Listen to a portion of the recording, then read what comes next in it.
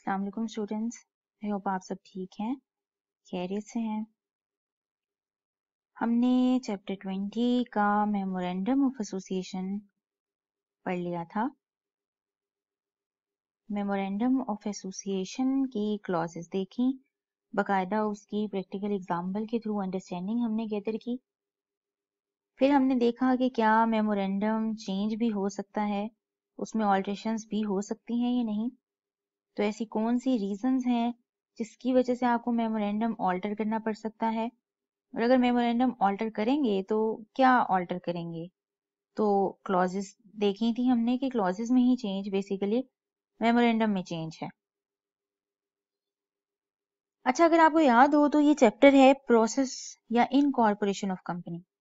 अब ये जो चेंजेस हैं, ये अगर कंपनी ऑलरेडी रजिस्टर्ड है, इनकॉर्पोरेटेड है, तो उस वक्त फिर बाद में चेंजेस करेगा वो। ठीक है, आप चेंजेस बाद में करेंगे जब एक बार आपकी रजिस्टर हो गया मेमोरेंडम। अभी अगर हम मेन टॉपिक पे आते हैं, ये तो था हम क्लॉजेस के साथ हमने ऑल्ट्रेशन भी देख ली। मेन टॉपिक हमारा ये है कि हमने कंपनी इनकॉर्पोरेट करानी है। सबसे पहले उसका नाम देखना है, वो नाम कहीं प्रोहिबिटेड तो नहीं है, और जो नाम रखने जा रहे हैं कमीशन की अप्रूवल तो नहीं चाहिए। और फिर हमने देखा कि नाम को अगर हमने रिजर्व कराना है तो सबसे पहले हम रजिस्ट्रार के पास जाएंगे, एप्लीकेशन देंगे उसको, नाम 60 डेज के लिए रिजर्व हो जाएगा। फिर अगर ये रिजर्वेशन, ये रेक्टिफिकेशन वाला भी मसला बाद में आता है। फिर चेंज वाला मसला भी बाद में आता है, जब आप कंपनी इनकॉर्पोरेट करा लेते हैं बाद में आपने नेम चेंज करना है। तो अगर मैं इन नेचुरल देखूं तो आपने ये चीजें देखनी है। ये कंपनी इनकॉर्पोरेट करने के लिए, कंपनी इनकॉर्पोरेशन प्रोसेस में ये पार्ट है, वो बाद में है after incorporation. Change of name, rectification भी इवन बिफोर इनकॉर्पोरेशन हो सकता है कि आपने आज रिजर्व करवाया, नेम भी रख लिया, तो अभी इन प्रोसेस में ही थे तो आपको पता चल गया कि इसे रेक्टिफाई करना है, तो ये ड्यूरिंग द प्रोसेस भी हो सकता है। चेंज किया नेम आपने, ये बाद में पब्लिश करना है, ये भी it's a part of incorporation process. Publish कहाँ कहाँ करना है, ये फिर पेनल्टीज हैं कि अगर आप पब्लिश नहीं करेंगे। मेमोरेंडम में हमने देखा कि ये इंट्रोडक्शन मेमोरेंडम होता क्या है, उसकी क्लॉजेस देखी, उसकी अंडरस्टैंडिंग ली। मेमोरेंडम आपका प्रिंटेड होगा, डिवाइडेड होगा, साइंड होगा, डेटेड होगा। अगर चेंज हो सकता है बाद में after incorporation of your company and after registration of your memorandum of association, तो इन रीजंस की बेस पे और इस प्रोसेस के थ्रू आप मेमोरेंडम में ऑल्ट्रेशन कर सकते हैं। अब आप ये ऑल्ट्रेशन वाला पॉइंट अगर आप स्किप करें तो बाकी आप अभी शुरू में जब आप मेमोरेंडम बना रहे हैं, अभी आपने कंपनी रजिस्टर नहीं कराई, अभी मेमोरेंडम आपने प्रिपेयर किया है, जस्ट इसकी क्लॉजेस प्रिपेयर की, उसको प्रिंट किया, उसको साइन किया सब्सक्राइबर ने, और अब आपने रजिस्टर कराना है मेमोरेंडम। ऑल्ट्रेशन को हम छोड़ेंगे, रजिस्टर कराना है। रजिस्टर कराने का क्या मतलब है? रजिस्टर कराने का मतलब ये है रजिस्ट्रेशन, रजिस्टर मतलब रजिस्ट्रार। इसका मतलब अब ये मेमोरेंडम आपके रजिस्ट्रार के पास पहुंचेगा, उसके बाद वो जब आपको एक सर्टिफिकेट देगा कि ये ले आपका मेमोरेंडम हो गया है रजिस्टर, फिर हम कहेंगे कि मेमोरेंडम ऑफ एसोसिएशन की हो गई है रजिस्ट्रेशन। जब हो गई रजिस्ट्रेशन तो इट्स मीन आपके मेमोरेंडम ऑफ एसोसिएशन प्रिपेयर हो गए, जो भी रिक्वायरमेंट्स थी वो हो गई पूरी। बाद में हम फिर आर्टिकल्स पे आएंगे। अभी मेजरली रजिस्ट्रेशन पे आते हैं कि अब मेमोरेंडम को रजिस्टर कराने का क्या प्रोसेस है। सबसे पहले जी फाइलिंग, जो व्हाटएवर प्रोसेस क्या होगा, पहली चीज लिखी हुई है डिक्लेरेशन। अच्छा, अब ये जो चीजें ना, ये कुछ कॉमन सेंस की बातें हैं यहाँ पे। जब आप कंपनी रजिस्टर कराने जा रहे हैं, आपने सारी मेहनत कर ली हुई है, क्लॉजेस प्रिपेयर कर ली हैं, प्रिंट भी कर लिया है, साइन भी कर लिया है। अब रजिस्ट्रार क्या क्या चीजें देखेगा उस मेमोरेंडम को रजिस्टर करने से पहले? सबसे पहले तो वो देखेगा जी, हम इसको देखते हैं यहाँ पे,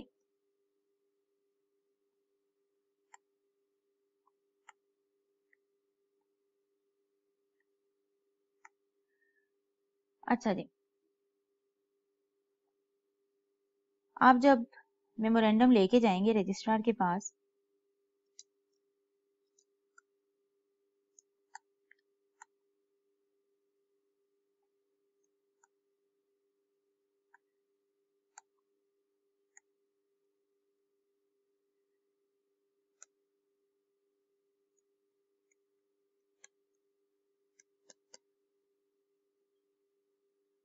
मैं मेमोरेंडम ऑफ एसोसिएशन को MOA लिख रही हूँ।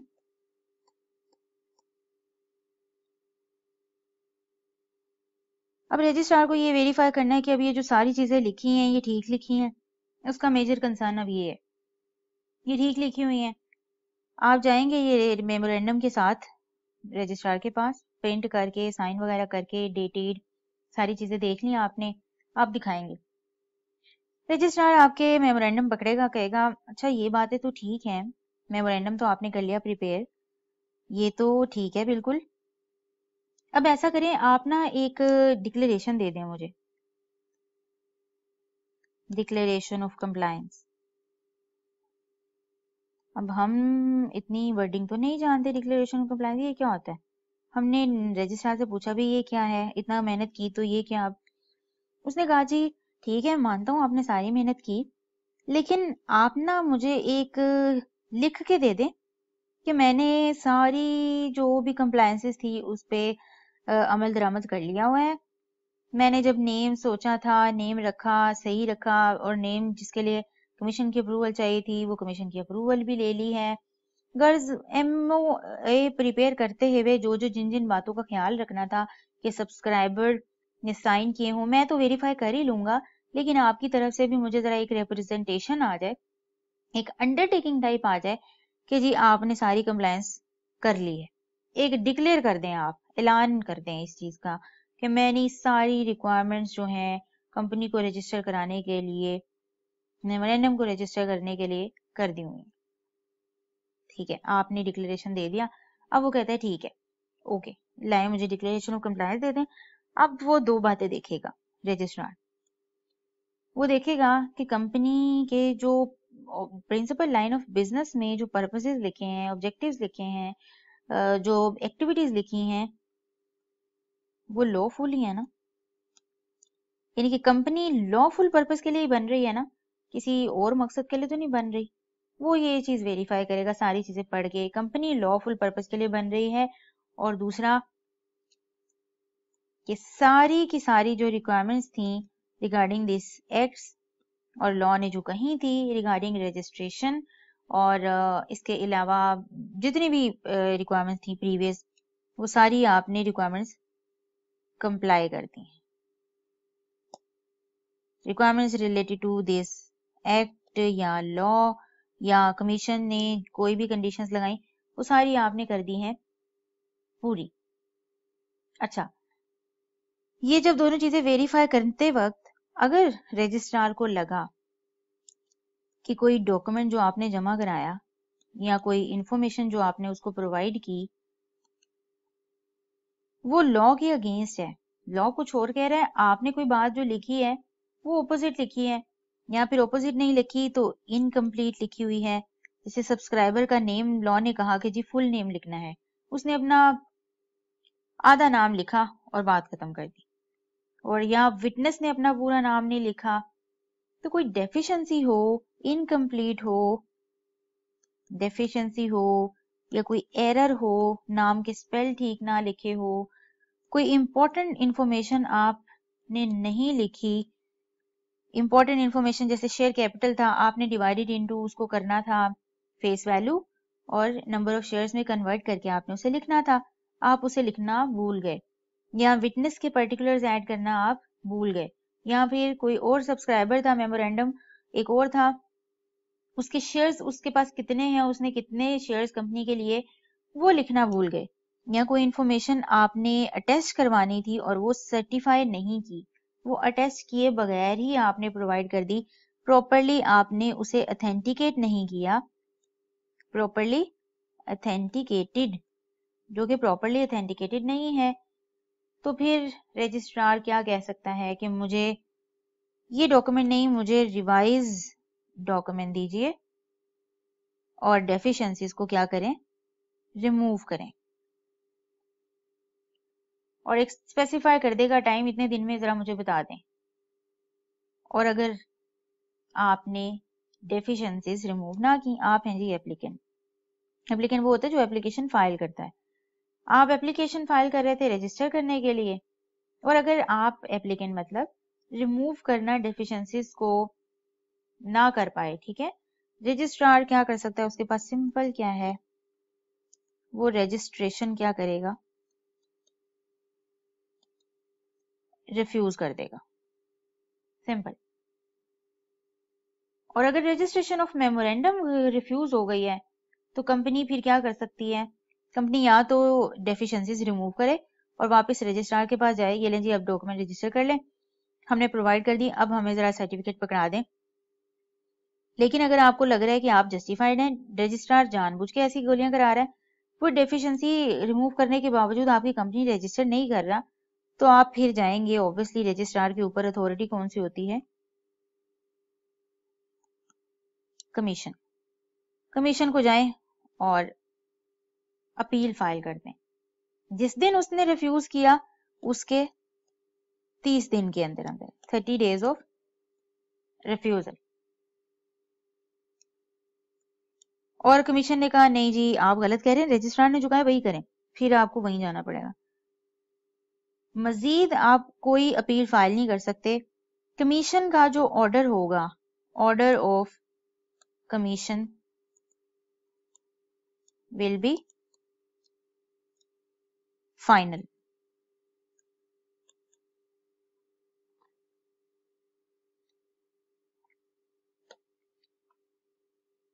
ठीक है जी, ये हमने नेम में भी देखा था।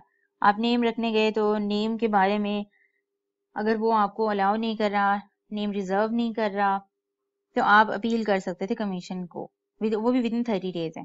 तो ये डेज का जरा खास ख्याल रखें। हम चैप्टर के एंड पे जरा देखेंगे एक स्ट्रैटेजी कि हम डेज को किस तरह से याद रख सकते हैं। ठीक है जी, ये हमने पढ़ा कि जी रजिस्ट्रेशन ऑफ मेमोरेंडम आपने कैसे करनी है, ये हमने उसका एक प्रोसेस देख लिया। आपने डिक्लेरेशन ऑफ कंप्लायंस देनी है, रजिस्ट्रार वेरीफाई करेगा कि कंपनी लॉफुल पर्पस के लिए है और रिक्वायरमेंट जो है वो सारी कंप्लाई हो गई हैं। और अगर कोई डॉक्यूमेंट में डेफिशिएंसी है, एरर है, ओमिशन है, या प्रॉपर्ली ऑथेंटिकेटेड नहीं है, वो आपसे कहेगा कि आप रिवाइज कर डॉक्यूमेंट फाइल कीजिए, ये डेफिशिएंसीज रिमूव कीजिए। और अगर आप नहीं करेंगे तो रजिस्ट्रेशन रिमूव हो जाएगी, रिफ्यूज हो जाएगी। और जब रजिस्ट्रेशन रिफ्यूज हो जाएगी तो आपके पास दो ऑप्शन है, पहली कि आप डेफिशिएंसीज रिमूव कीजिए, या फिर दूसरा आप अपील फाइल कर दीजिए कमीशन को within 30 days of refusal, और order of commission will be final on this. अब हम देखते हैं इफेक्ट ऑफ रजिस्ट्रेशन।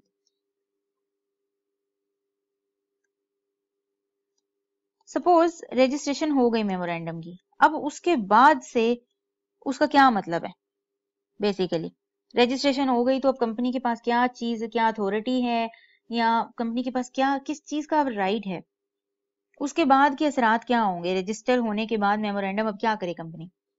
कहा जी जिस दिन कंपनी के मेमोरेंडम और आर्टिकल्स रजिस्टर हो गए उस दिन ये समझा जाएगा कि कंपनी रजिस्टर हो गई है।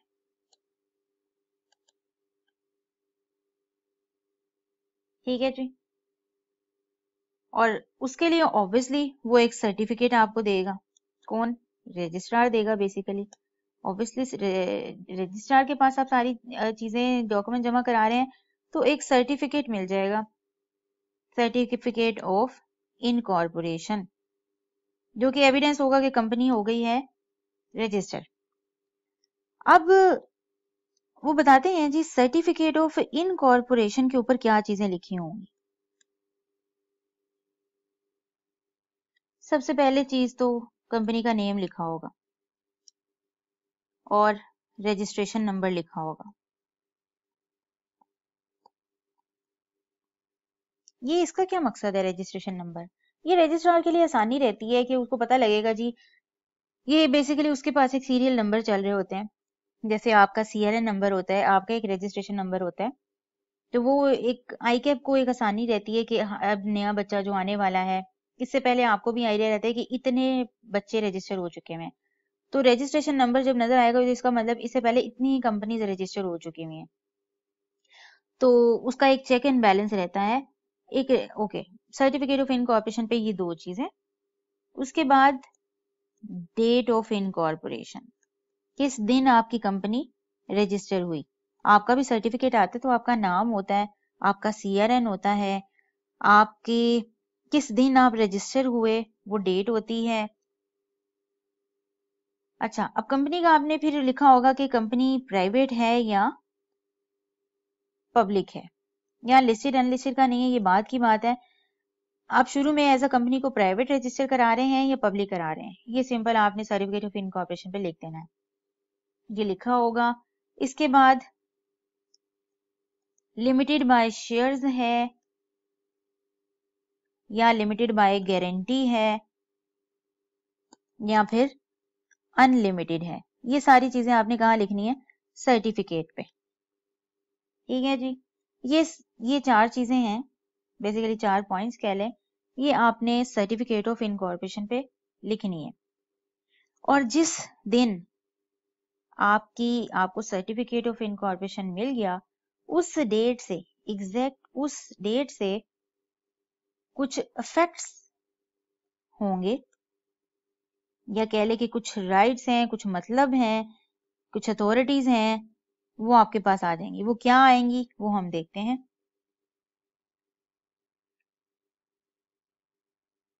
अच्छा जी, वो कहते हैं कि जी अब जो सब्सक्राइबर टू द मेमोरेंडम है, ये सब्सिक्वेंट मेंबर्स कंपनी के होंगे, वो सारे अब कंपनी के मेंबर्स हैं। कंपनी अब एक बॉडी कॉर्पोरेट बन गई है उनके लिए, पहला पॉइंट। हर आने वाले न्यू मेंबर, शुरू में सब्सक्राइबर टू द मेमोरेंडम, इन सब के लिए कंपनी अब क्या बन गई है, बॉडी कॉर्पोरेट, एक सेपरेट एंटिटी बन गई है जिस दिन से आपके रजिस्टर हुए मेमोरेंडम और आर्टिकल्स। और वो किस नेम से बॉडी कॉर्पोरेट बनी है, ये नाम जो सर्टिफिकेट के ऊपर लिखा हुआ है। अब वो आगे अपना बिजनेस करे, व्हाटएवर जो भी करे, वो इस नेम से आगे चलेगी, और कोई नाम वो यूज नहीं कर सकती। इसके बाद आपने शुरू में चैप्टर 19 में कंपनी के फीचर्स पढ़े थे। अगर आपको याद हो तो आपको याद है कि कंपनी के फीचर में था कि कंपनी की परपेचुअल सक्सेशन होती है, ऑनर्स मर जाएं, शेयर होल्डर्स मर जाएं, अपने शेयर्स ट्रांसफर कर जाएं, सारे शेयर होल्डर्स मर जाएं, लेकिन कंपनी बंद नहीं होती। अब वो क्या है, परपेचुअल सक्सेशन का कॉन्सेप्ट फॉलो करेगी, और उसकी एक क्या होगी, कॉमन सील होगी। तो कंपनी अब कभी नहीं मरेगी, क्योंकि आपने इसे एक प्रोसेस के थ्रू क्रिएट किया है। अब इसको खत्म करना है तो वो भी एक प्रोसेस के थ्रू खत्म करना है। अच्छा, इसके बाद वो कहता है कि जो स्टेटस है कंपनी का, कि कंपनी प्राइवेट है या पब्लिक है, और रजिस्टर ऑफिस है।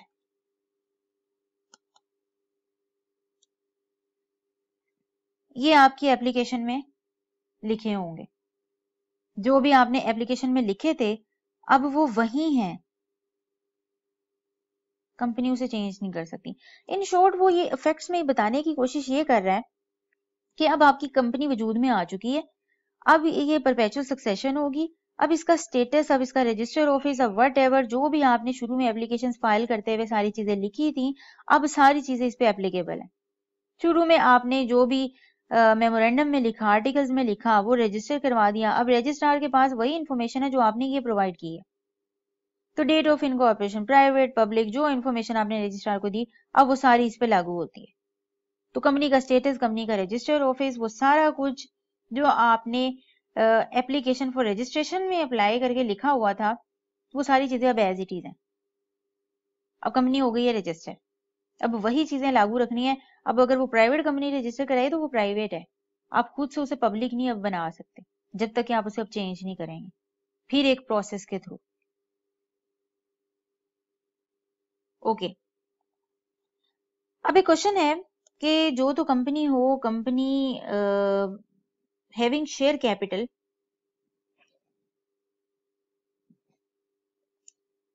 कंपनी जैसे लिमिटेड बाय शेयर्स या limited by guarantee having share capital, इसमें भी हमने देखा था कि जो हमने कहा कि जो सब्सक्राइबर टू द मेमोरेंडम है वो कम से कम एक शेयर जरूर लेंगे, 1 शेयर, याद है आपको? ये हमने पढ़ा था वहां जी सब्सक्रिप्शन क्लॉज में, ऑथोराइज शेयर कैपिटल क्लॉज में हमने देखा था कि उनके पास कम से कम एक शेयर जरूर होगा। अच्छा, वो कहते हैं कि जब आप कंपनी बनाई उस वक्त तो उसके मेंबर्स तो कोई है ही नहीं, प्रोमोटर्स हैं और ये सब जो प्रोमोटर्स ही हैं। शेयर्स किसके पास हैं? बस ये सब्सक्राइबर के पास तो एक एक शेयर है। तो इसका ये मतलब है, वो कहते हैं कि जिस दिन आपने रजिस्ट्रेशन करवाई है ना, तो ये जो कंपनी हैविंग शेयर कैपिटल है, सब्सक्राइबर टू द मेमोरेंडम ही इसमें इनिशियल जो आपके शेयर्स हैं उसके होल्डर्स हैं। ये बात सिंपल सी है, बस उसने लिख दी बताने के लिए कि शुरू में वही होल्डर्स होंगे। इनिशियल मेंबर्स जो हैं, ये इनिशियल जो शेयर्स हैं उसके होल्डर्स ये सब्सक्राइबर टू द मेमोरेंडम ही होंगे। ठीक है जी, कोई और पर्सन नहीं भी है तो ये इनिशियल शेयर्स के होल्डर्स हैं। अब हम देखते हैं इसको बुक से कि हमने कितना पढ़ लिया, ताकि आप उसे उस हिसाब से याद कर लें। हम बुक से आते हैं तो हमने ऑल्ट्रेशन देख ली। ये रजिस्ट्रेशन में रजिस्ट्रेशन का प्रोसेस देख लिया और इफेक्ट ऑफ रजिस्ट्रेशन देख लिए। ये अब आप पढ़ सकते हैं। ये जो एक लाइन लिखी है, the persons named in the articles of association as proposed directors are appointed to that office. ये लाइन अभी आप स्किप भी कर सकते हैं। हम जब आर्टिकल्स ऑफ एसोसिएशन पढ़ लेंगे और डायरेक्टर्स वाला चैप्टर मैनेजमेंट पढ़ लेंगे तो ये लाइन पढ़ेंगे तो हमें समझ आ जाएगी। तो बस वो ये कह रहे हैं कि आर्टिकल्स में जिन लोगों के नाम आप लिखेंगे एज अ डायरेक्टर्स, वही उनके डायरेक्टर्स हो जाएंगे। आगे हम देखते हैं बकायदा मेंबर की डेफिनेशन क्या है। मेंबर कौन होता है? लॉ किसको डिस्क्राइब करता है कि ये मेंबर होंगे? चलें अब इसको भी हम समझते हैं। हमने वैसे तो मेंबर देख लिया कि जिसके पास शेयर्स होते हैं वो मेंबर होते हैं, जो ओनर्स होते हैं, शेयर होल्डर्स होते हैं, वो मेंबर होते हैं। हमने अपनी सिंपल ये डेफिनेशन रखी है। अब लॉ किन किन लोगों को और मेंबर कह रहा है जो मेंबर की डेफिनेशन में फॉल करते हैं? ये सवाल आपका आया भी हुआ है आपकी ऑटम 19 अटेम्प्ट में, मार्क 3 मार्क्स का सवाल ये आया भी हुआ है, मेंबर की डेफिनेशन जिसमें उसने पूछी है। तो इट्स इम्पॉर्टेंट, आप कह लें। ठीक है, डेफिनेशन तो सारी ही इम्पोर्टेंट है, वो आपने उसमें से खुद कुछ भी नहीं लिखना होता, वो एज इट इज ही लिखनी होती हैं जैसे आपकी बुक में लिखी गई, जैसे आपके आई कैप ने, आपके एग्जामिनर ने प्रोवाइड किया आपको। ठीक है, आपने उससे कोई चेंज नहीं करना होता। चलें हम इसको समझते हैं।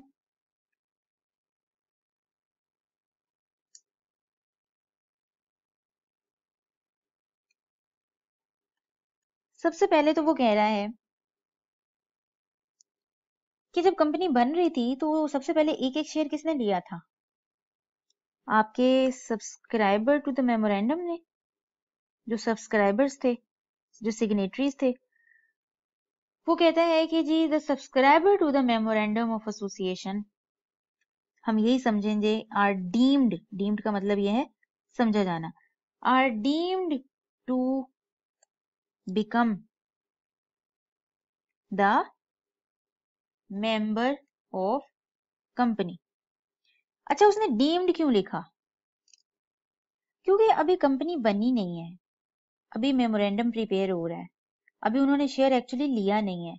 वो एग्री कर रहे हैं कि जब कंपनी का शेयर कैपिटल, शेयर्स एक्चुअली आएंगे, शेयर जब कंपनी इशू करने लगेगी तो ये सब्सक्राइबर एक एक शेयर लेंगे। वो कह रहे हैं कि हम सबसे पहले तो ये कहेंगे कि चूंकि सब्सक्राइबर ने एग्री कर लिया कि हम शेयर्स लेंगे, तो subscriber are deemed to become the member of the company. ये समझा जाएगा कि ये कंपनी के मेंबर बनने वाले हैं। ठीक है, अभी बने नहीं है, आर डीम्ड टू बिकम, बनने वाले हैं। और जिस दिन कंपनी रजिस्टर हो जाएगी, जिस दिन कंपनी रजिस्टर हो जाएगी उस दिन वो ऑटोमेटिकली कंपनी के क्या बन जाएंगे? मेंबर बन जाएंगे। पहले तो उसने कहा जी subscriber to the memorandum, subscriber to memorandum are deem to become the member, वो समझे जाएंगे कि ये कंपनी के मेंबर बन जाएंगे, और अपॉन रजिस्ट्रेशन जो सब्सक्राइबर टू द मेमोरेंडम है वो मेंबर बन जाएंगे। इसके अलावा लॉ कहता है कि हर वो पर्सन, अदर पर्सन, हर वो पर्सन, हर वो पर्सन, अब ये कंपनी रजिस्टर होने से पहले, अब कंपनी रजिस्टर होने के बाद वो किसको मेंबर कह रहा है? वो कह रहा है कि हर वो person to whom shares allot कर दिए, जिसको allotted, to whom shares are allotted, या फिर जो बन जाए holder of any class or kind of shares. हम चैप्टर 21 में देखेंगे कि शेयर्स की भी क्लासेस होती हैं। हमने जैसे एक तो देख भी लिया था चैप्टर 19 में, हमने जब देखा था कि एक मेजर क्लास ये भी हो सकती है, कंपनी दो तरह की शेयर्स रख रही हो, कि एक के ऊपर वोटिंग राइट्स हैं और एक के ऊपर वोटिंग राइट्स नहीं है। वो कहता है कि अब जिन शेयर्स के ऊपर वोटिंग राइट्स नहीं है, क्या हम ये समझें कि वो मेंबर्स वो होल्डर मेंबर ही नहीं है? तो लॉ ने कह दिया कि चाहे उनके पास शेयर्स कोई भी ऐसे हो जिसके ऊपर इवन वोटिंग राइट्स ना भी हो, वो मेंबर हैं कंपनी के। ये बताना इसलिए भी जरूरी था कि समटाइम्स ये कंफ्यूजन क्रिएट हो जाती कि वोटिंग राइट्स ही नहीं है तो इस मीन कि ये तो पार्टिसिपेट ही नहीं कर सकते मीटिंग के वोटिंग में, तो क्या ये मेंबर हैं भी कि नहीं? नहीं, मेंबर वो हैं, वो ऑल्दो वोटिंग राइट्स उनके पास नहीं है, वो किसी डिसीजन में वोट नहीं कर सकते, लेकिन वो होल्डर हैं उन शेयर्स के, तो वो मेंबर हैं। ठीक है जी। इसके बाद वो कहता है कि वो कंपनी जिसका शेयर कैपिटल नहीं है, to whom shares have been allotted or holder of any class or kind of shares. फिर वो कहता है कि in case of company not having share capital,